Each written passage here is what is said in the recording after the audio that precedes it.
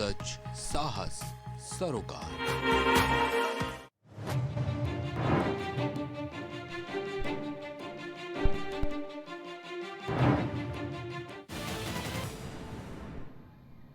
नमस्कार, मैं वैष्णव, आप देख रहे हैं प्राइम टीवी। वक्त हो गया है खबर दोपहर का।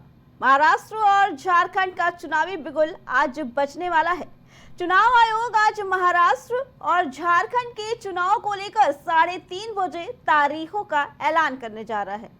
चुनाव आयोग ने बकायदा पत्र जारी करके बताया कि राजधानी दिल्ली के विज्ञान भवन में दोपहर 3:30 बजे प्रेस कॉन्फ्रेंस होगी, जिसमें चुनाव और मतगणना की तारीख का ऐलान किया जाएगा। साथ ही यूपी उपचुनाव की भी आज घोषणा होगी। यूपी में 10 विधानसभा सीटों पर उपचुनाव होना है, जिसे लेकर आज तारीखें तय कर दी जाएंगी।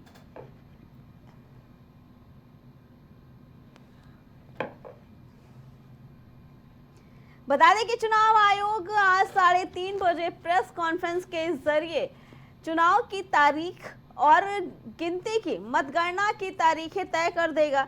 लेकिन इससे पहले भी बता दें कि इससे पहले ही सियासी रंग लेना चालू हो गया है। एक तरफ विपक्षी दलों का कहना है, कांग्रेस का सीधा सीधा आरोप है कि भाजपा के कहने पर इलेक्शन कमीशन काम करता है। सीधे तौर पर यह भाजपा पे आरोप लगाया गया। तो वहीं मायावती का भी ये आरोप है कि भाजपा को पहले से ही तारीखें और नतीजे पता है। उनका कहना है कि भाजपा को ये अच्छे से तारीख पता है कि कब किस जगह चुनाव होना है। जहां अभी तक इलेक्शन कमीशन ने अभी प्रेस कॉन्फ्रेंस करने की बात कही है, तो वहीं विपक्ष लगातार इलेक्शन कमीशन के काम पर भी सवाल उठाते नजर आ रहा है। इलेक्शन कमीशन भाजपा सरकार के कहने पे काम करता है। जो भाजपा सरकार कहती है वही इलेक्शन कमीशन भी वही लाइन दोहराता है। ये आरोप लगाया है सीधे सीधे कांग्रेस और मायावती ने। बता दें कि हरियाणा चुनाव के नतीजे जब से आए हैं, तब से लगातार विपक्षी दल इलेक्शन कमीशन को लेकर भी सवाल उठा रहे हैं। कांग्रेस का कहना है कि हरियाणा के चुनाव में कहीं से भी भाजपा की जीत होती नजर नहीं आ रही थी, लेकिन वही इलेक्शन कमीशन की वजह से ही उन्होंने अपने डेटा को अपडेट नहीं किया, जिसके बाद जब एकदम से नतीजे आए तो उसमें भाजपा आगे होती नजर आई। ये आरोप लगाया है कांग्रेस ने इलेक्शन कमीशन को लेकर। तो वहीं मायावती का कहना है कि पहले से ही भाजपा को इलेक्शन की डेट पता है। उन्हें पता है कि किस तारीख को चुनाव होने हैं, और ये सिर्फ इलेक्शन कमीशन की एक सोची समझी रणनीति है कि पहले प्रेस कॉन्फ्रेंस करेंगे, रणनीति बनाएंगे, फिर उसके बाद ऐलान करेंगे। जबकि भाजपा को पहले से ही सारी चीज़ें पता है, क्योंकि इलेक्शन कमीशन सीधे तौर पर भाजपा के कहने पर ही काम करता है। तो ये बता दें कि महाराष्ट्र और झारखंड में चुनाव होने हैं, जिसे लेकर आज इलेक्शन कमीशन बैठक करके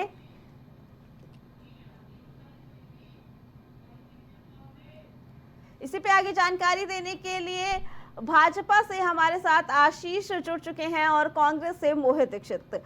सबसे पहले मोहित जी से बात करना चाहेंगे। मोहित जी, एक तरफ आज इलेक्शन कमीशन ये तय करेगा कि कब चुनाव होने हैं महाराष्ट्र में और झारखंड में, इसके साथ उपचुनाव को लेकर भी बात कही जाएगी। लेकिन वहीं दूसरी तरफ कांग्रेस की तरफ से ये आरोप लगता है कि इलेक्शन कमीशन भाजपा के कहने पर ही काम करता है। क्या कहना है इसके बारे में? देखिए, नमस्कार पहले आपको और हमारे को पैनलिस्ट और आपके दर्शकों को।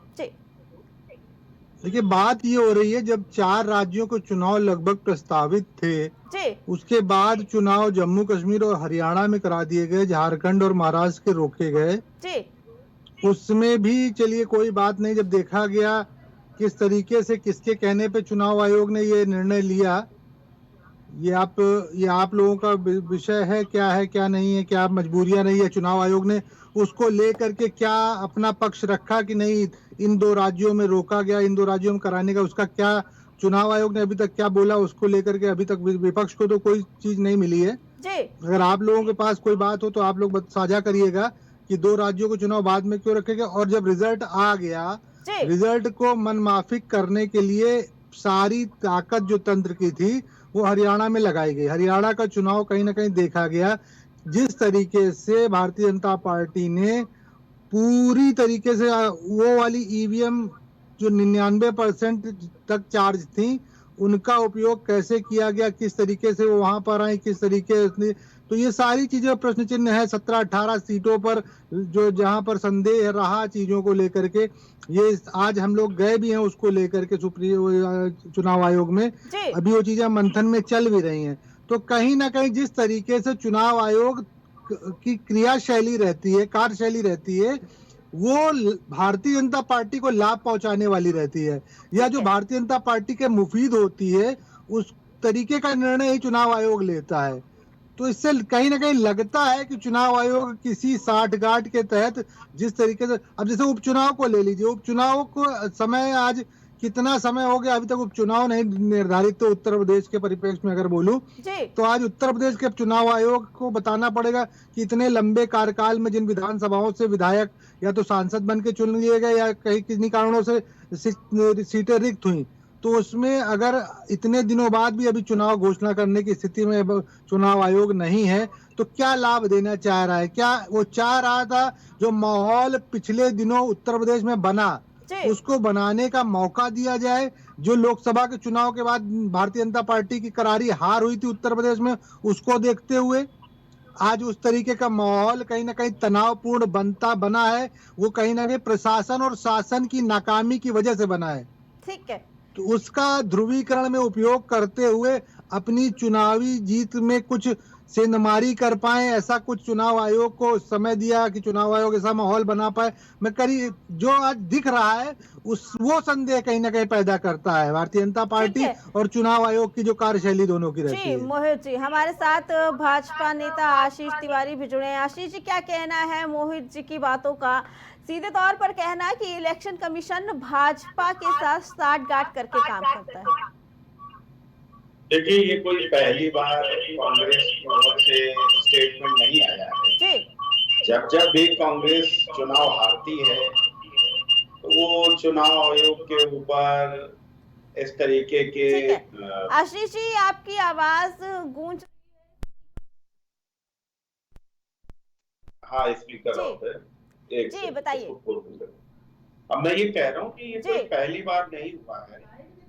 ये कांग्रेस का पुराना ये रवैया रहा है कि जब भी ये चुनाव हारते हैं तो इस तरीके से ये कहीं ना कहीं किसी का और आरोप लगाना तो कांग्रेस की पुरानी एक शगल है। आप अगर देखो तो ये सिर्फ चुनाव आयोग पे नहीं, ये ईडी पर आरोप लगाते हैं, ये सीबीआई पर आरोप लगाते हैं, ये पुलिस पर आरोप लगाते हैं, ये जनता पर, ये ईवीएम पर, ये चुनाव आयोग पर। इन्होंने छोड़ा किसको है? इस देश में शायद ही कोई ऐसा हो जिसके ऊपर इन्होंने आरोप न लगाया हो। तो इनके आरोपों को अब जनता ने लेना, सीरियस लेना थोड़ा छोड़ दिया है। अब जब ये आरोप लगाते हैं तो जनता को हंसी आती है कि ये फिर वही पुराना लेकर आ गए। और चुनाव आयोग हमारे मन मुताबिक काम करता है तो हम जम्मू कश्मीर में चुनाव हार जाते हैं। चुनाव आयोग हमारे मन मुताबिक काम करता है तो उत्तर प्रदेश में हमको बहुत सारी सीटों का लॉस हो जाता है। चुनाव आयोग से चूंकि हमसे मिला है इसलिए वो हमको लॉस देने के लिए मिला। मतलब कोई बात में तथ्य नहीं होता है, सिर्फ आरोप लगाना है। हमारे मीडिया, सारी मीडिया, पूरे देश की मीडिया नहीं पूरे विश्व की मीडिया कह रही थी कि भारतीय जनता पार्टी 400 पार कर रही है। सारे जितने भी एग्जिट पोल थे वो कोई 350 से नीचे ला ही नहीं रहा था। हमको सीटें कितनी मिली? 240। तो चुनाव आयोग हमसे मिला हुआ है। मतलब कोई आप बात कर रहे हो तो आप कोई कम से कम आधार तो रखो कि हाँ ये देखने को मिला हमको, इसलिए हम ऐसी बात कर रहे हैं। सिर्फ आरोप लगाने से, आरोप लगाना मैंने बताया कांग्रेस का पुराना काम है। इसलिए जनता जो है वो अब इन चीजों से उब चुकी है और जनता बिल्कुल भी कांग्रेस को सीरियस नहीं लेती है। उसने छोड़ दिया सीरियस लेना। ठीक है, दूसरी बात रही चुनावों की। जी आपकी बातों का जवाब लेना चाहेंगे मोहित जी से। मोहित जी, आशीष जी की बात का जवाब कि जहां पे भाजपा चुनाव हार गई, लोकसभा चुनाव जम्मू कश्मीर, तो वहां पे इलेक्शन कमीशन क्यों नहीं भाजपा का साथ दे रही थी? या आप लोगों ने जो ईवीएम की बात कही है इलेक्शन कमीशन के आगे की जांच करा जाए, अगर भाजपा के साथ मिली है चुनाव आयोग तो क्या वो आपका साथ देगी? नहीं, यही आशीष जी हैं, यही आशीष जी हैं और यही भारतीय जनता पार्टी है जी। यही आशीष जी और यही भारतीय जनता पार्टी, मुझे मेरी आवाज वापस आ रही थोड़ा सा। यही आशीष जी और यही भारतीय जनता पार्टी है। जब विपक्ष में होती है तो उसको ईडी, ईवीआई, सीबीआई, चुनाव आयोग सारे पे प्रश्न चिन्ह लगाना बहुत अच्छा लगता है, लेकिन जब वो सत्ता में है तो ये प्रश्न सुनना भी इनको नागवारा है। आज नहीं बता पा रहे हैं आशीष जी कि क्यों उत्तर प्रदेश के उपचुनाव इतने दिन से डिले किए जा रहे हैं, किस दबाव में या किस परिस्थितियों में उत्तर प्रदेश के चुनाव, जो उपचुनाव पड़े हुए हैं इतने दिन से, वो इतने दिन डिले क्यों करे जा रहे हैं? क्या कारण रहा कि जब 4 राज्य चुनाव में थे तो 2 राज्यों में चुनाव कराकर 2 राज्यों के चुनाव रोके गए? इन चीजों का उत्तर जब आप नहीं दे पाते हो तो केवल और केवल विपक्ष पर आरोप मढ़के अपने को साफ सुथरा दिखाने का प्रयास करते हो। इनके आरोप को जवाब दीजिए कि क्यों चुनाव आयोग ने 2 प्रदेशों के चुनाव कराकर 2 प्रदेशों के चुनाव रोके? क्यों उत्तर प्रदेश की 10 विधानसभा चुनाव इतनी देर से रोके हुए हैं? किसके दबाव में रोके हुए, किसके कहने पर रोके हुए हैं, या किन परिस्थितियों में रोके हुए हैं? या क्या चाहती है कि जब हत्याएं चाहे महाराष्ट्र में हो चाहे उत्तर प्रदेश में होनी चालू हो जाए, तनाव का माहौल बन जाए, उनके लिए चुनाव में जो जाना मुफीद हो जाए, लोग रोजी रोजगार की बातें भूल जाए, तब आप चुनाव में जाने की तैयारी करना चाहते हो? ये शासन, प्रशासन और चुनाव आयोग इतना समय दिए आपको, ये साठ गांठ रहती है, तो कहीं कुछ जहां संदेह होगा उसका जवाब आपको देना पड़ेगा। केवल विपक्ष पे आरोप लगाकर किनारे से और दाएं बाएं होकर आप नहीं निकल सकते हैं। ठीक है मोहित जी, लेकिन आशीष जी के सवालों का जवाब कि जहां पे भाजपा चुनाव हारी है वहां पे इलेक्शन कमीशन ने क्यों नहीं भाजपा का साथ दिया? हम लगातार चुनाव हारते, ईवीएम के प्रश्न चिन्ह आपने सुना होगा, कभी नहीं लगाया गया। सर ईवीएम पे तो हमेशा ही हर चुनाव के बाद ईवीएम पे तो निशान उठते ही है, सवाल उठते ही है। इस बार तो चार्जिंग पे सवाल उठ गया। मेरी बात सुनिए, आपने कांग्रेस के शीर्षस्थ नेतृत्व को छत्तीसगढ़ में चुनाव को लेकर कहीं कोई ईवीएम को लेकर प्रेस कॉन्फ्रेंस करते देख लिया हो? राजस्थान के चुनाव में करते देख लिया हो? मध्य प्रदेश के चुनाव में करते देख लिया हो? अगर आप खुली आंखों से जो चीजें दिखेंगी उसकी भी बात ना की जाए तो कहीं ना कहीं आप और हमारा जो मूल कर्तव्य है उससे हम दूर हो जाएंगे। हम भारतीय जनता पार्टी को तानाशाही करने का मौका नहीं देंगे। ये तो केवल झूठ है। हाँ, अगर निचले स्तर पे, जनता स्तर पे ये बातें आती हैं कि किस तरीके से भाजपा जीत रही है, लेकिन हमारे शीर्षक ने न राजस्थान में प्रश्न उठाया, न मध्य प्रदेश में प्रश्न उठाया, न छत्तीसगढ़ में प्रश्न उठाया, न कोई दूसरे राज्यों में उठाया। हाँ, आपकी जो कार्यशैली रहती थी, सत्ता जहां मिल भी जाती थी वहां पर तोड़ने का जो प्रयास रहता था उसमें चुनाव आयोग जो मूक रहता था और आप ले जाकर के उस विधायकों, सांसदों को पर्यटन कराने के बाद अपनी सत्ता बनाते थे, चाहे महाराष्ट्र हो या इस तरीके के दसियों उदाहरण है राजस्थान के पिछले 10 सालों में। उनकी बात रहे, वो बात की जाए तो वाजिब भी समझ में आए। हमारे पास साक्ष्य लेकर के, हम हरियाणा चुनाव के साक्ष्य लेकर के चुनाव आयोग के पास गए हैं। हम कोई मुंह जवानी बात नहीं कर रहे हैं, केवल आरोप नहीं लगा रहे हैं। आरोप हर चुनाव में नहीं लगाते रहे हैं। इसमें आप देख लीजिए, उसका अध्ययन करने के बाद ऐसा सवाल उठाइए। ठीक है आशीष जी, मोहित जी की बात का जवाब चाहेंगे आपसे कि क्या वजह रही कि उपचुनाव अभी तक टले रहे और जब 4 राज्यों के चुनाव थे तो 2 के हुए, 2 के टाल दिए गए? देखिए, वैसे तो मैं इनकी बात पूरी सुन नहीं पाया, इनकी आवाज क्लियर नहीं आई, लेकिन फिर भी जो आपने प्रश्न पूछा उसका जवाब मैं दे देता हूँ। अब एक्चुअली होता ये है कि शायद कांग्रेस के जमाने में इलेक्शन कमीशन के ऊपर इस तरीके के दबाव बनाए जाते रहे हों, तो वो दबाव में आकर इस तरीके से प्रक्रिया करते हूँ, तो इनको ये लगता है कि आज भी वही सारी चीजें होती। अब चुनाव आयोग ने क्यों कराए, इसका जवाब आप चुनाव आयोग से लोगे कि इसका जवाब आप भारतीय जनता पार्टी से लोगे? चुनाव आयोग जिस तरीके से भी जहां पर भी जो चीजें बोलता है उस तरीके से करा जाता है, और जहां चुनाव आयोग आ जाता है वहां पर सारे जो संवैधानिक शक्तियां वो खत्म कर दी जाती हैं। सिर्फ चुनाव आयोग का ही वहां पर डंडा चलता है और उसी के हिसाब से काम होता है। अब चुनाव आयोग कब का डिसाइड कर रहा, कहाँ का डिसाइड कर रहा, कैसे डिसाइड कर रहा, इसके लिए मुझे लग रहा है कि ये कांग्रेस के जो प्रवक्ता हैं, इनको चुनाव आयोग जाना चाहिए अपना और उससे बात पूछनी चाहिए। ये भारतीय जनता पार्टी से इस तरीके की, या तो फिर कांग्रेस के समय में ऐसा होता रहा होगा तो इनको लग रहा है कि इसका जवाब भारतीय जनता पार्टी शायद दे पाए, चूंकि आज वो केंद्र में है, चूंकि ये केंद्र में होंगे तो इस तरीके के काम करते होंगे। देखिए मैं आपको एक चीज बताऊं, बहुत साफ सीधी बात है कि देश की जनता ने, मैंने आपको बताया कि कांग्रेस को गंभीरता से लेना बंद कर दिया है। अच्छा, सिर्फ देश की जनता ने ही नहीं, इनके जो इंडी गठबंधन के घटक दल हैं उन्होंने भी इनको सीरियस लेना बंद कर दिया। जब ये अभी हरियाणा का चुनाव हारे तो जिस प्रकार से चाहे अरविंद केजरीवाल हो, चाहे जम्मू कश्मीर हो, चाहे महाराष्ट्र हो, कहीं से भी आपने देखा होगा कि हर जगह से इनको इतने लताड़ पड़ी है, इनके जो खुद के घटक दल हैं उन लोगों ने, और इनकी जो शाख है वो दिन प्रतिदिन भारत देश में कम होती जा रही है, इसमें कोई भी दो राय नहीं है। आज देश जो है वो कांग्रेस मुक्त होना चाहता है, क्योंकि वो इनके झूठों से थक चुका है। इनकी जो राजनीति है, चाहे वो जातिवादिता वाली हो, चाहे अफवाह फैलाने वाली हो, चाहे नैरेटिव सेट करने वाली हो, चाहे झूठ बोलने वाली हो, उससे जो देश की जनता है वो थक चुकी है।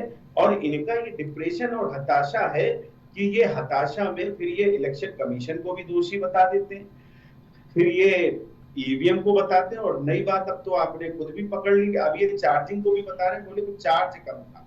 मतलब आप ये समझिए कि इनकी हताशा का लेवल इतना ज्यादा है कि ये क्या कह रहे हैं इनको खुद ही नहीं पता है, इनको बस आरोप लगाना। और भारतीय जनता पार्टी ने कौन सा आरोप लगा दिया भाई? आप कह रहे हो आरोप लगा दिए, हम कौन सा आरोप लगा रहे हैं? हम तो किसी पर कोई आरोप नहीं, हम जम्मू कश्मीर के अंदर में हारे, हमने वहां की जनता का जनादेश समझ के उसको स्वीकार करा। आप हमारे एक किसी नेता का कोई स्टेटमेंट बता दीजिए जिसमें उसने कहा हो कि नहीं वहां चार्जिंग कम थी, कि ईवीएम कम था, कि क्या कम था, कि इलेक्शन कमीशन नहीं था, कि ये नहीं था। अरे हम हारे, हम हार गए, खत्म हो गई बात ना। वहां पर हमको जनादेश नहीं मिला, पिछली बार से भी हमको एक सीट कम मिली, हम 30 थी, हम 29 हो गए, लेकिन हमने किसी के ऊपर आरोप नहीं लगाया।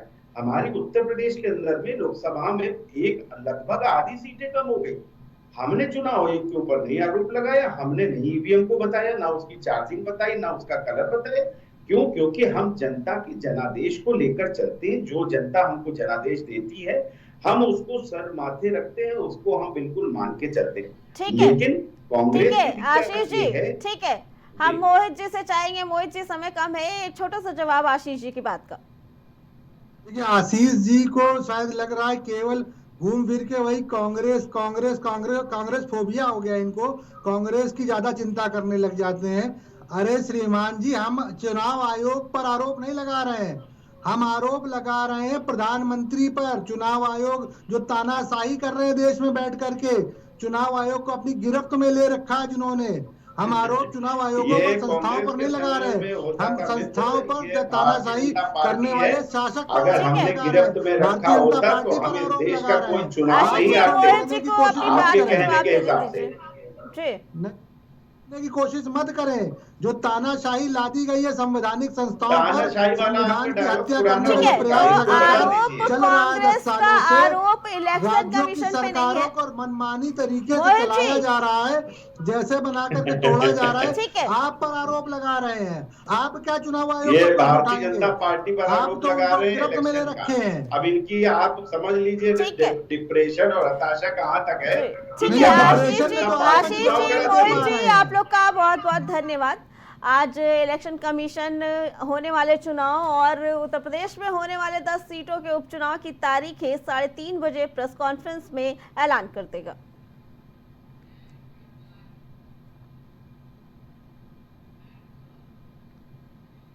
यूपी के बहराइच में दुर्गा प्रतिमा विसर्जन के दौरान हुई हिंसा के बाद जबरदस्त तनाव का माहौल देखने को मिला, जिसे लेकर समाजवादी पार्टी के अध्यक्ष अखिलेश यादव ने योगी सरकार पर जमकर निशाना साधा। साथ ही उन्होंने सोशल मीडिया पर भी लिखकर योगी सरकार की सांप्रदायिक रणनीति का आरोप लगाया। उन्होंने कहा कि हिंसा और हार के डर के चलते हिंसा का सहारा लेना उनकी पुरानी रणनीति है, जनता सब समझ रही है और ये उपचुनाव की दस्तक है। दरअसल बहराइच हिंसा पर समाजवादी पार्टी के अध्यक्ष अखिलेश यादव और बसपा सुप्रीमो मायावती ने अपने सोशल मीडिया एक्स पर पोस्ट करते हुए भाजपा सरकार को खूब कोसा। उनका कहना है कि उत्तर प्रदेश में जंगल राज हो गया है। उनका कहना है कि चुनाव का आना और सांप्रदायिक माहौल का बिगड़ जाना ये इत्तेफाक नहीं हो सकता। जनता सब समझ रही है। हार के डर से हिंसा का सहारा लेना किसकी पुरानी रणनीति है, सब जानते हैं। ये उपचुनाव की दस्तक है। दिखावटी कानून व्यवस्था की जगह अगर सरकार ने सच में सुरक्षा के पुख्ता इंतजाम किए होते तो ये सब नहीं होता जो आज हुआ। लेकिन ऐसा होगा तब जब ये सरकार चाहेगी। इसके साथ ही आपको बता दें कि मायावती ने भी सरकार पर सीधा हमला बोला और उन्होंने कहा कि उत्तर प्रदेश में भाजपा सरकार माहौल बिगाड़ने की कोशिश कर रही है। को लेकर सबसे पहले तो मेरी अपील होगी कि जो पक्ष उसमें हैं सभी लोग कानून व्यवस्था बनी है उसी दिशा में काम करें। जो घटना हुई है वो दुखद है और किस कारण हुई है प्रशासन, शासन और हमारे प्रेस के साथी आप सब जानते हैं। सरकार को न्याय करना चाहिए। एक चौकी इंचार्ज या वहां पर मौके पे कोई और छोटा अधिकारी हट जाए उससे कानून व्यवस्था नहीं संभलेगी। जिस समय ये प्रोसेशन निकलने का काम शुरू हुआ कम से कम प्रशासन को इस बात का ध्यान रखना चाहिए था कि जो प्रोसेशन निकल रहा है उसका रूट क्या है, रूट में पूरी सुरक्षा है कि नहीं है, पर्याप्त पुलिस है कि नहीं है, और उसके साथ साथ उन लाउड स्पीकर्स पे क्या बजाया जा रहा है। अगर ये बात मैं कहूं तो हो सकता है सरकार कुछ और बात करे, लेकिन कम से कम प्रशासन को यह ध्यान रखना चाहिए था कि आखिरकार क्या बजा रहे हैं, क्या किसी को अपमानित कर रहे हैं। तो ये पूरी जिम्मेदारी शासन की करेगा। देखिए, पूरे प्रदेश के अंदर जंगल राज कायम है। मैं पहले से आप लोगों से बोल रहा हूं। ये आप बहराइच के अंदर जिस तरीके की घटनाएं घटी, अगर प्रशासन, सरकार जागृत रहती, जान रही है कि दुर्गा पूजा का माहौल चल रहा है, पूरे प्रदेश के अंदर कानून व्यवस्था को मजबूत करना, चुरुस्त करना, एक्स्ट्रा फोर्स लगाना चाहिए था। सारी व्यवस्था करते। मैं समझता हूं कि आज बहराइच नहीं जलता, दंगा नहीं होता और कोई घटना नहीं घटती। ये पूरी तरीके से सरकार की फेवर है और जंगल राज कायम है। उसी का परिणाम है कि आज लखनऊ की राजधानी में एक 13 साल की नाबालिग बेटी के साथ सामूहिक बलात्कार, जो राजधानी का ये हाल है, तो पूरे प्रदेश के अंदर आप समझ सकते हैं कि क्या होगा, किस तरीके के बच्चे और किस तरीके के लोग इस समाज के अंदर जी रहे हैं। सर, मुख्यमंत्री योगी आदित्यनाथ ने इस पर ये बात कही है कि जो भी दोषी अधिकारी और जो भी दोषी हैं उन पर कड़ी कार्रवाई की जाएगी, किसी भी तरह की लापरवाही। ये तो केवल कहने से है। आपने पहले क्यों नहीं इसको संज्ञान लिया?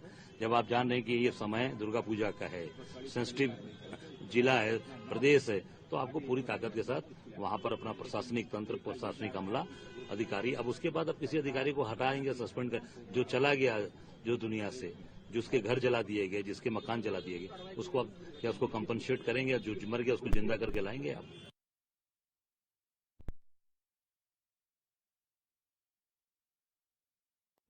बता दें कि बहराइच हिंसा, अब शांति का माहौल है बहराइच में, लेकिन उसको लेकर सियासत पूरी तरीके से गर्माती नजर आई। जहां आपने सुना कि कांग्रेस के प्रदेश अध्यक्ष अजय राय का ये कहना कि उत्तर प्रदेश में पूरी तरीके से जंगल राज है, भाजपा सरकार ने जंगल राज बना रखा है। तो वहीं अखिलेश यादव का कहना कि अगर सरकार ने समय रहते ही इस चीज का ध्यान दिया होता तो ये दंगे ना भड़कते। उनका सीधा आरोप कि जब भी चुनाव आते हैं भाजपा सांप्रदायिक दंगे फैलाती है, ये जानबूझकर किया जाता है और जनता ये सारी चीजें जानती है, क्योंकि चुनाव का आना और सांप्रदायिक माहौल का बिगड़ना ये कोई इत्तेफाक नहीं हो सकता। जब भी चुनाव आते हैं जानबूझकर सांप्रदायिक माहौल खराब किए जाते हैं और जातिवाद की लड़ाई की जाती है, ये कहना है अखिलेश यादव का। तो इसी में अब बसपा सुप्रीमो मायावती का भी ट्वीट आया है। मायावती ने भी सीधे तौर पर भाजपा सरकार की कानून व्यवस्था पर सवाल उठाते हुए कहा कि कानून व्यवस्था पूरी तरीके से उत्तर प्रदेश में चरमरा गई है। किसी को भी किसी का भय नहीं है, पूरी तरीके से जंगल राज हो गया है। अगर इस मामले की गंभीरता को ध्यान ना दिया गया समय रहते तो ये और भी विनाशकारी रूप ले सकता है। तो अब विपक्ष कहीं ना कहीं सपा, कांग्रेस और बसपा पूरी तरीके से सरकार को इस मामले में घेरने को है।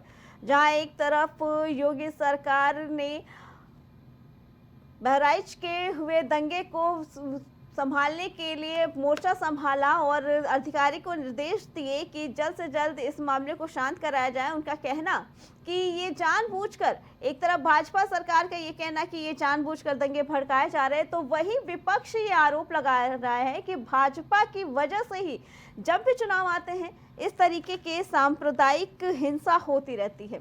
बता दें कि बहराइच में मूर्ति विसर्जन का कार्यक्रम चल रहा था, जिस दौरान गाने बजाए जा रहे थे।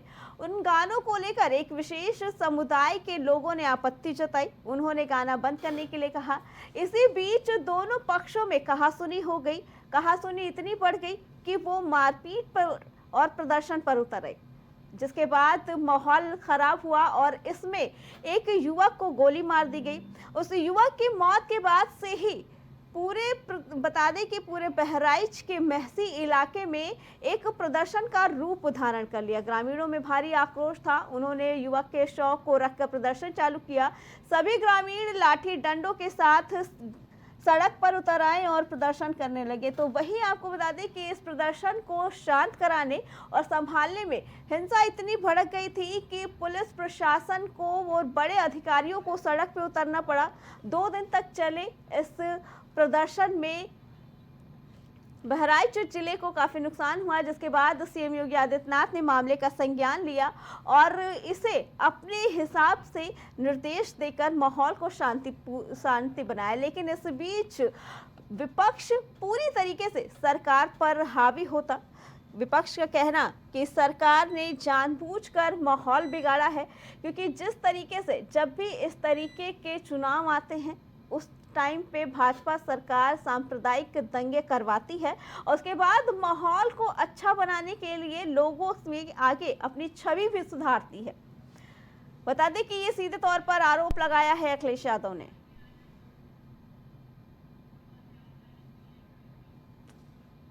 इसी पे आगे जानकारी देने के लिए हमारे साथ सपा प्रवक्ता आरपी रंजन हमारे साथ जुड़ चुके हैं। आरपी रंजन जी, क्या कहना है इस मामले में कि अब अखिलेश यादव ने कहा कि भाजपा जब भी चुनाव आती है सांप्रदायिक दंगे कराती है?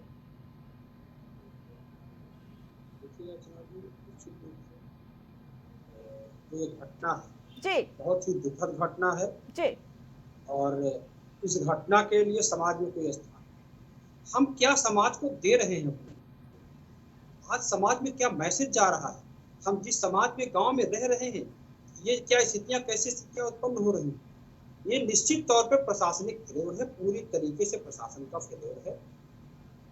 चूंकि जब भी ऐसे त्योहार आते हैं तो हर थाने में पुलिस कमेटी होती है, एक कमेटी सामाजिक सौहार्द की एक कमेटी होती है, कमेटी बनती है, उस कमेटियों की मीटिंग होती है। मीटिंग में जो है जिस मोहल्ले से अगर कोई कार्यक्रम हो रहा है, कोई जुलूस निकलना है, किसी भी समुदाय का हो, किसी भी वर्ग का हो, जब ऐसे कार्यक्रम आयोजन, सांप्रदायिक आयोजन जब होते हैं, धार्मिक आयोजन जब होते हैं, तो उस मीटिंग में मोहल्ले के वरिष्ठ और संभ्रांत लोगों के साथ पुलिस बैठकर मीटिंग करती है, उनको एक बैच दिया जाता है, उन लोगों को उस दौरान खड़ा किया जाता है, वो लोग चलते हैं, उस प्रोसीजर को उनको निकलवाते हैं बाकायदा। जब किसी मोहल्ले का संभ्रांत व्यक्ति खड़ा होता है तो वहां किसी की हैसियत है कि कोई जो है दंगाई जाके खड़ा हो जाके कोई करेगा। लेकिन जिस तरीके से फुटेज दिख रहे हैं कि किसी के घर पर चढ़ जाना, किसी के छत पर चढ़ करके किसी के यहाँ तोड़फोड़ करना और पुलिस की मौजूदगी में, तो 40-50 पुलिस वहां मौजूद है, पुलिस के सामने इस तरह का आतंक हो रहा है, तो पुलिस क्या कर रही थी? पुलिस का फेल्योर नहीं तो और किसका फेल्योर है? तो ये इस घटना के लिए समाज में कोई स्थान नहीं है। ऐसी घटना ये प्रशासनिक आतंकवाद है, प्रशासन के द्वारा कराया गया, ये पूरा प्रशासन का फेल्योर है। और यही नहीं अर्चना जी, प्रशासन का तो मैं बता दूं आपको, अभी आपने देखा होगा कानपुर की घटना में किस तरीके से वो जो है माँ बेटी जल गई, घर में आग लग गई प्रशासन के द्वारा। जब लोग आगे आए प्रशासन के द्वारा बुलडोजर से वो माँ बेटी को, ब्राह्मण परिवार के गरीब, उनको जलता हुआ छोड़ करके अधिकारी वहां से भाग आए। ये लोग तो जिम्मेदारी ले, जिनको जिम्मेदारी मिलती है वो जिम्मेदारी लेना नहीं चाहते। आखिर क्यों ये सब चीजों का फॉलो नहीं किया गया? निश्चित तौर पे प्रशासन कौन इसकी जिम्मेदारी लेगा? 40-40, 50-50 पुलिसकर्मी थे, उन पर क्या कार्रवाई हुई? केवल चौकी इंचार्ज को हटा देने से क्या आप इसकी तीसरी हो सकती है? जो वहां के डीएमएसपी क्या कर रहे थे, इन लोगों ने क्या किया? मैं कल का आपको एक उदाहरण बता दूं।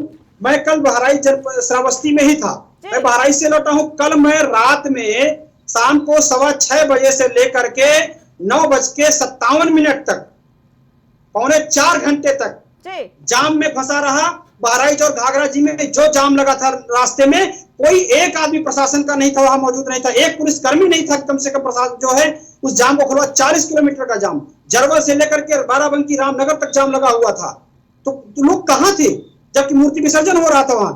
ये प्रशासन का फेल्योर नहीं तो क्या हुआ? मैंने प्रत्यक्ष अपनी आंखों से देखा। ये व्यवस्थाएं पूरी तरह से फेल्योर थी, ये प्रशासनिक व्यवस्था का फेल्योर है पूरी तरीके से। भारतीय जनता पार्टी की ये साजिश अगर नहीं थी तो, चूंकि अभी मैंने कल भी सुना भारतीय जनता पार्टी के नेता कह रहे थे कि जो है ये साजिश है, हमारी जानकारी में पहले से था कि लोग ईंटा पत्थर इकट्ठा किए। अगर आपकी जानकारी में पहले से था तो आपने कार्रवाई क्यों नहीं की? फिर इसका मतलब आप दंगा भड़काना चाहते थे, तो दंगा भड़काने का काम इसका मतलब सरकार करना चाहती थी। सरकार जानते हुए भी सरकार ने कार्रवाई क्यों नहीं की? ये इनका लाइव इनपुट, इनका आईबी इनपुट, ये सब फेल्योर था। सरकार पूरी तरह से फेल्योर है, ये सरकार का ही किया हुआ कराया हुआ है। अर्चना जी, आरपी राजन जी, हमारे साथ भाजपा प्रवक्ता विकास पांडे भी जुड़ चुके हैं। विकास जी, जानना चाहेंगे, जब सीएम की तरफ से आदेश थे कि मूर्ति विसर्जन की अच्छी व्यवस्था रखी जाएगी, क्यों नहीं पुलिस प्रशासन ने ध्यान दिया? और गांव वालों का कहना कि जब ये दंगे हुए, जब ये प्रदर्शन चला था तो लोगों के घर में बहुत सारे असलहे मौजूद थे, क्यों नहीं पुलिस प्रशासन ने इस पे ध्यान दिया? क्या बहराइच की जो तस्वीर निकल के आई है वो कहीं ना कहीं पुलिस की नाकामी है? बहराइच के जो भी दंगे हुए हैं इसमें पुलिस की नाकामी कहीं भी नहीं है, बल्कि पुलिस तो वहां पर तुरंत मुस्तैद हुई और तुरंत मुस्तैद होने के कारण वहां पे और अधिक क्षति होने से बचाई जा सकती है। नहीं तो जिस प्रकार से, मैं किसी दल का नाम नहीं लेना चाहूंगा, लेकिन दल के मुखिया का जो बयान आया है और उस बयान के आधार पर उन्होंने जिस प्रकार को दंगे को भड़काने की कोशिश की है, यह बहुत ही चिंताजनक है। यह तो अच्छी बात यह है कि भारतीय जनता पार्टी की सरकार है और आदरणीय योगी आदित्यनाथ जी मुख्यमंत्री हैं और उन्होंने पुलिस प्रशासन को तुरंत अलर्ट किया हुआ और जिससे वहां पर हमारे एडीजी और अन्य सभी आला सक्षम पुलिस अधिकारी वहां पर पहुंचे और हालात को तुरंत उन्होंने नियंत्रण में लिया। जी विकास जी, आपने कहा कि पुलिस ने तुरंत कार्रवाई की तो स्थिति हाथ में सुधर आई, लेकिन स्थिति हाथ में कहाँ आई? बहराइच की पुलिस ने क्या काम किया? अगर बहराइच की पुलिस ने समय रहते ध्यान दिया होता तो क्यों दूसरी जगह से पुलिस फोर्स मंगानी पड़ी? ये हमारे एक विशेष समुदाय के लोग या मुस्लिम समुदाय के लोग, मैं नाम लेकर के स्पष्ट तौर पे कहना चाहूंगा, उन लोगों की ये सुनियोजित साजिश थी और सुनियोजित साजिश के तहत उन लोगों ने पहले से प्लान करके रखा हुआ था और इस प्रकार से उन लोगों ने जानबूझ करके दंगा भड़काने की कोशिश की। उन लोगों की इच्छा थी कि जिस प्रकार से लगातार जब समाजवादी पार्टी की सरकार थी तो जिस प्रकार से मुजफ्फरनगर में और लगातार अन्य जगहों पे दंगे हुए थे, उन लोगों की योजना थी कि इसी प्रकार से भारतीय जनता पार्टी की सरकार को बदनाम किया जाए, योगी आदित्यनाथ जी की सरकार को बदनाम किया जाए। जिस प्रकार से 10 साल से एक सुशासन का राज जो है उत्तर प्रदेश में चल रहा है और उस राज को वो लोग भड़काना चाहते थे कि एक पूरे अस्थिरता का माहौल उत्तर प्रदेश में पैदा किया जाए और जिससे आगामी चुनाव में इसका लाभ ले सकें। लेकिन मैं बताना चाहूंगा कि वो अपने मंसूबे में कामयाब नहीं होंगे।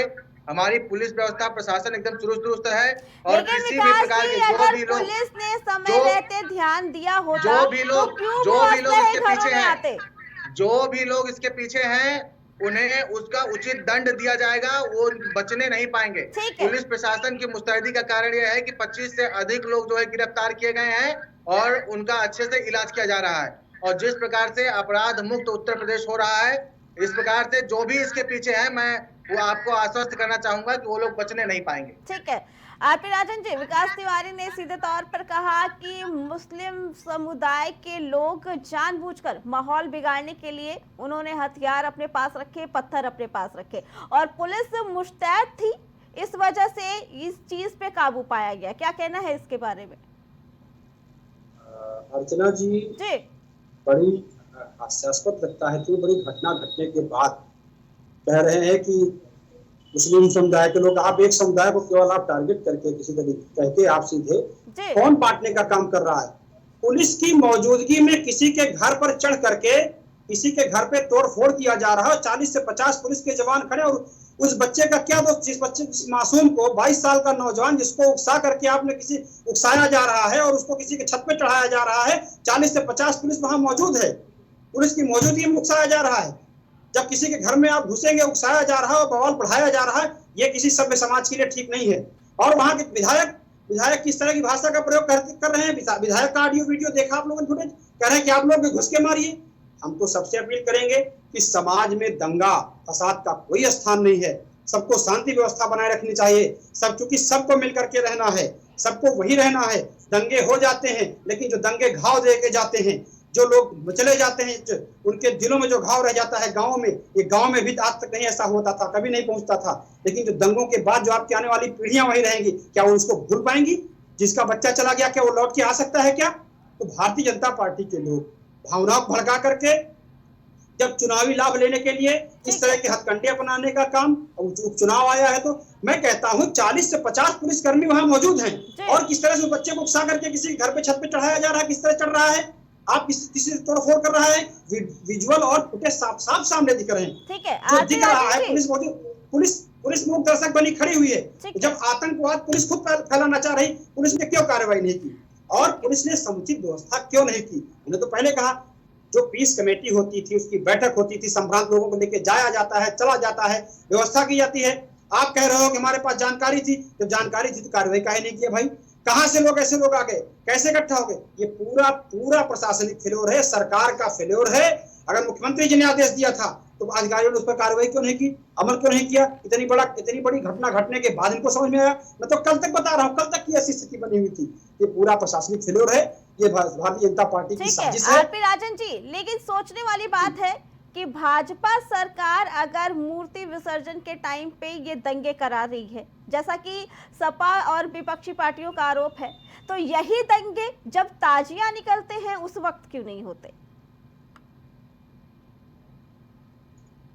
ये तो आप बांट रहे चैनल पर, ये तो आपने बैठ करके जाति संप्रदाय और आपने भी ताजिया और उसको और जो है मूर्ति विसर्जन को ले लिया। हमने तो पहले ही कहा, अर्चना जी बात सुन लीजिए। अर्चना जी, मैंने किसी को बात, मैंने दंगे, भाजपा का आरोप है कि वो एक विशेष समुदाय का है। अर्चना जी, मैं तो पूरी तरह से कह रहा हूँ, सभी से मैंने पहले अपील की, शांति की अपील हमारे राष्ट्रीय अध्यक्ष जी ने की, हमारे नेता ने की, लेकिन भड़काने का बात कौन करता? देश का, राज्य का मुखिया कहता कटोगे तो बटोगे। ये भाषा है मुख्यमंत्री की, बांटने और कटने की बात करते हैं। कौन बांट रहा है लोगों को, कौन कर रहा है लोगों को? और दंगा क्यों फैला? दंगा फैलाने का काम किसने किया? फुटेज में, विजुअल में साफ दिख रहा है, किसी के घर में छत पे चढ़ करके आप छीना झपटी करोगे, किसी के घर में आप घुसोगे, उसके घर में जा करके आप झंडा नोचोगे, अपना झंडा फहराओगे। आप अपने धर्म को मानिए, हम अपने धर्म को मानते हैं, लेकिन हम किसी दूसरे धर्म से क्यों नफरत करें भाई? हमें ये हमारे धर्म में कहां सिखा दिया? हमारे धर्म में ये कहीं स्थान नहीं है, हमारे धर्म में कोई ऐसा स्थान नहीं कि हम अपने धर्म को माने, दूसरे धर्म से हमसे क्या लेना भाई? हम तो सर्वधर्म समभाव की बात करते हैं। ये तो भारतीय जनता पार्टी नफरत का कारोबार कर रही है। चुनावी लाभ लेने के लिए भारतीय जनता पार्टी नफरत का कारोबार करती है। अर्चना जी, भारतीय जनता पार्टी तो बांटने का काम करती है, हम लोग तो नहीं बांटने का काम करते। हम लोग तो लगातार जिस तरीके पूरा, मैं फिर कह रहा हूँ, आपकी बात का जवाब लेना चाहेंगे विकास जी से। अर्चना जी, ये साफ दिख रहा है, मेरे एक भी सवाल का जवाब नहीं आया आपके माध्यम से, भारतीय जनता पार्टी के प्रवक्ता के माध्यम से। ये मेरे एक भी सवाल का जवाब नहीं है। मैं जानना चाहता हूँ, मैंने कहा ना, जब पीस कमेटियां बनती हैं, उनकी बैठकें होती हैं, लोगों को लेके जाया जाता है, हर त्योहार में, हर कार्यक्रम में, त्योहारों से पहले होती है, और माननीय मुख्यमंत्री जी के निर्देश थे, आदेश थे, पार्टी के द्वारा बैठक कर रहे हैं और दूसरे दिन सुबह घटना घट जाती है। वो विशेष पार्टी के द्वारा प्रोत्साहित है। खास करके मैं ये कहना चाहूंगा कि जो आपराधिक प्रवृत्ति के लोग हैं, जिनका काम अपराध में लिप्त रहना है और लोगों को प्रताड़ित करना है, इस प्रकार के देश को, प्रदेश में सांप्रदायिकता की आग में झोंक करके सत्ता पाने की जो कोशिश करते हैं, ऐसे लोग इस प्रकार के घटनाक्रम को अंजाम देना चाहते हैं। इसमें भारतीय जनता पार्टी का कोई रोल नहीं है। जिस प्रकार से कह रहे हैं, ऐसा लग रहा है कि भारतीय जनता पार्टी स्वयं कोई एक धार्मिक संस्था है या कोई एक धर्म है। तो मैं ये कहना चाहूंगा कि ऐसे लोग एक पार्टी के विशेष द्वारा पल्लवित हैं, पोषित हैं और उन्हें उनका संरक्षण प्राप्त है, और वो लोग ऐसा कृत्य करके प्रदेश में अराजकता पैदा करना चाहते हैं, लेकिन उनका उचित इलाज किया जाएगा और प्रदेश को किसी भी कीमत पर जो लोग अस्थिर करने का प्रयास करेंगे उन्हें उसकी सजा दी जाएगी। इस प्रकार से इस तरह के कृत्यों को बर्दाश्त नहीं किया जाएगा। जहां तक धर्म की बात है तो मैं इस बात को कहने में बिल्कुल संकोच नहीं करूंगा कि हिंदू धर्म एक सहिष्णु धर्म है और सभी प्रकार के धर्मों का सम्मान होता है। जब अन्य प्रकार के धार्मिक आयोजन होते हैं किसी अन्य वर्ग विशेष के या अन्य धर्म के, तो हिंदू धर्म के लोग, हमारे सनातन धर्म के लोग उनका सम्मान करते हैं। लेकिन जब किसी हिंदू त्योहारों की बात आती है तो लोग, कुछ विशेष समुदाय के में कुछ लोग हैं जो उग्र हो जाते हैं और वहां पे अस्थिरता और सांप्रदायिकता की मतलब दंगे करने की कोशिश करते हैं। तो मैं ये कहूंगा कि ऐसे लोगों का उचित इलाज होगा। ऐसे लोगों को चुन चुन करके, उनको, जो बाबा जी ने कहा था कि ऐसे लोगों को हम वो सही जगह पर पहुंचाएंगे, तो ऐसे लोगों का उचित इलाज किया जाएगा। ठीक है विकास जी, लेकिन सवाल ये कि अगर बहराइच में हथियार लाए जा रहे थे, घरों में इकट्ठा किए जा रहे थे, पत्थर इकट्ठा किए जा रहे थे, उस वक्त पुलिस कहाँ थी जब ऊपर से आदेश था कि पूरी सुरक्षा व्यवस्था नजर बना के रखेंगे, मार्च करेंगे? नहीं, इसके लिए भी जांच की जाएगी और अगर कोई पुलिसकर्मी उसमें दोषी पाया जाएगा तो उसको भी बख्शा नहीं जाएगा। इस पूरे कृत्य में, अराजकता फैलाने में यदि कोई पुलिसकर्मी दोषी होगा तो उसको भी उस पर जांच होगी और उस पर भी कार्रवाई की जाएगी। ठीक है, आरपी राजन जी बताइए, इनका कहना है कि जो भी दोषी होगा उस पर भाजपा ये लोग कार्रवाई करवाएंगे। आचार्य जी, मैंने पहले ही कहा पुलिस की मौजूदगी में किस तरीके से हो हल्ला हो रहा है और किस तरीके से तोड़फोड़ की जा रही है। 40 से 50 पुलिस उस समय वहां मौजूद थे, सिपाही, दरोगा, स्तर के लोग, और उनके सामने तोड़फोड़ लोग कर रहे हैं, बाकायदा खड़े लोग हो हल्लड़ कर रहे हैं। उसके बाद घटना घटित हुई। तो जब पुलिस इस तरह के प्रशासनिक आतंकवाद फैलाएगी, प्रशासन के द्वारा मौजूदगी में ऐसा आतंकवाद फैलाया जाएगा, ऐसी घटनाओं को कारित किया जाएगा, तो इन पर कौन कार्रवाई करेगा? साफ विजुअल है, साफ कह देने से और करनी और करनी में फर्क नहीं होना चाहिए ना। आपने दरोगा को हटा दिया, चौकी इंचार्ज से क्या हो जाएगा क्या? तो मेरा सवाल ये था कि प्रशासनिक फेल्योर नहीं है तो ये और क्या है? पुलिस की मौजूदगी में किस तरीके से वहां जो है सांप्रदायिकता फैलाई गई, किस तरीके से माहौल खराब करने का काम किया गया। जब ऐसी स्थितियां हुई, इतनी बड़ी घटना घट गई, जब इनके पास आईबी लाइव इनपुट, इसका मतलब ये सब फेल्योर था। अगर वो लोग वहां इकट्ठा हो रहे थे, एकत्रित हो रहे थे, ईंटा, पत्थर, गोली, डंडा, तो ये प्रशासनिक फेल्योर नहीं तो किसका फेल्योर है फिर ये? और माननीय मुख्यमंत्री शाम को मीटिंग ले रहे हैं, निर्देश दे रहे हैं, सुबह घटना घट जाती दिन में, तो ये किसका फेल्योर? ये पूरी तरीके से प्रशासनिक फेल्योर है। और तो कह रहे हैं हम डीएमएसपी को नहीं हटाएंगे, तो साफ आप संरक्षण दे रहे हो अधिकारियों को, अधिकारी ऐसी घटना कारित करवा रहे हैं। तो ऐसे लोगों पर कार्रवाई होनी चाहिए। हम समाज में कोई ऐसा माहौल नहीं देना चाहते जो सभ्य समाज के लिए ठीक नहीं है। मैं फिर आपके माध्यम से कहना चाहता हूं कि दंगा फसाद सभ्य समाज के लिए ठीक नहीं है। लेकिन भारतीय जनता पार्टी, सरकार और प्रशासन जिस तरीके से जो है अधिकारियों का संरक्षण लेकर के कर्मचारी वहां मौजूद थे, अगर संरक्षण नहीं था तो क्यों आतंकवाद ऐसा हो रहा था, क्यों शोर शराबा, क्यों हो हल्लड़ हो रहा था, क्यों बदतमीजी की जा रही थी? तो निश्चित तौर पर ऐसी घटनाओं का समाज में कोई स्थान नहीं है। मैं पूरा अपील करना चाहता हूँ सभी वर्ग के लोगों, सभी लोगों से बिल्कुल जी। आरपी राजन जी, विकास जी, आप लोग का बहुत बहुत धन्यवाद। तो बहराइच में जो हिंसा भड़की उसको लेकर अब पक्ष विपक्ष पूरी तरीके से आमने सामने, जहां पे विपक्ष ये सीधे तौर पर सरकार पर सवाल उठाता कि सरकार की रणनीति है कि जब भी चुनाव आते हैं वो दंगे कराते हैं।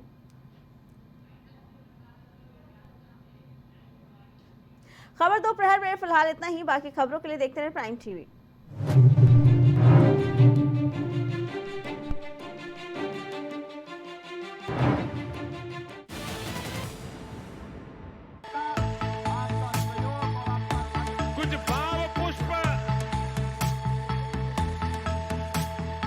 आप देख रहे हैं प्राइम टीवी, सच साहस सरोकार।